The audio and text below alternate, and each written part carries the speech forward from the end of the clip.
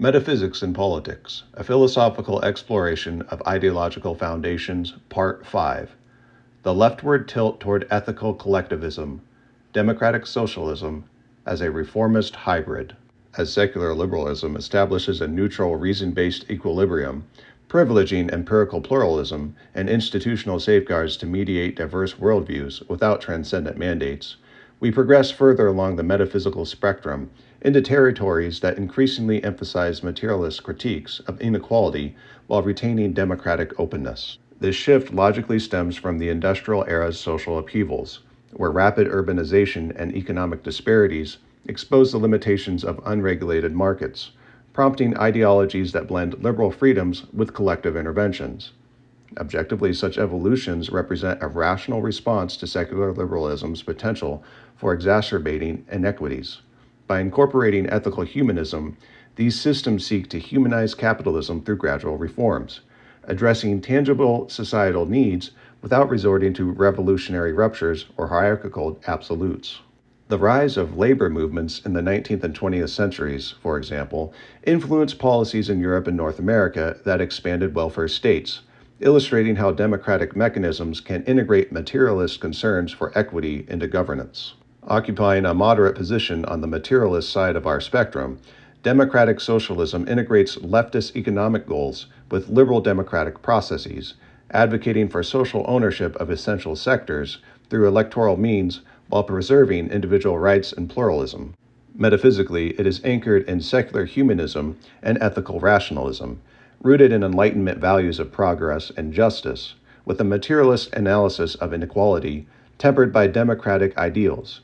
This foundation prioritizes empirical social science and human empathy as drivers of societal improvement, viewing flourishing as achievable through collective reason rather than divine order, though it remains open to moral frameworks from philosophy or religion without mandating them. This partial openness distinguishes it from a purer form of materialism. It assumes ethical norms can emerge from shared human values, enabling reforms that balance individual autonomy with communal welfare, but it risks grounding justice in contingent consensus if transcendent anchors are absent. Socially and politically, democratic socialism structures society around a robust welfare state, progressive taxation, and public control of key industries like healthcare and education, achieved via parliamentary democracy, unions, and multi-party elections. Private enterprise persists in non-essential domains, regulated to ensure fair distribution and worker protections, fostering a mixed economy that mitigates capitalism's excesses without full expropriation. Governance is participatory and evolutionary, emphasizing policies for social mobility and environmental sustainability.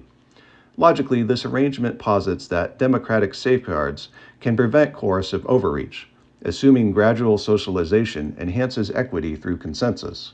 However, it rationally depends on electoral majorities to sustain reforms, potentially vulnerable to market pressures or political gridlock. In delineating democratic socialism from neighboring ideologies, its reformist hybridity emerges clearly. Versus secular liberalism, it pushes for greater state intervention to address structural inequalities, viewing markets as insufficiently neutral without collective oversight, though both share a commitment to pluralism and reason. Compared to socialism proper, it retains democratic institutions and market elements for evolutionary change, eschewing abrupt nationalization. Rationally, this makes it less radical, prioritizing peaceful transitions over revolutionary mandates. On the farther materialist end, it rejects communism's proletarian dictatorship and anarchism's immediate statelessness, favoring institutional channels to achieve equity. From the right, it contrasts with traditional liberalism's minimalism by subordinating individual property rights to social needs, and with theocratic monarchies' divine hierarchies by secularizing ethics. Objectively assessing its ramifications, democratic socialism's logical appeal lies in its balanced adaptability, using empirical evidence to refine policies that promote broad prosperity, as demonstrated by high human development indices in implementing nations. Rationally, it mitigates secular liberalism's risk of inequality by embedding ethical collectivism, fostering social cohesion without total control. Nevertheless, this integration may encounter challenges. If materialist priorities overshadow individual incentives, it could stifle innovation. Or if democratic processes falter, lead to bureaucratic inefficiencies, though its pluralistic safeguards generally avert extremes.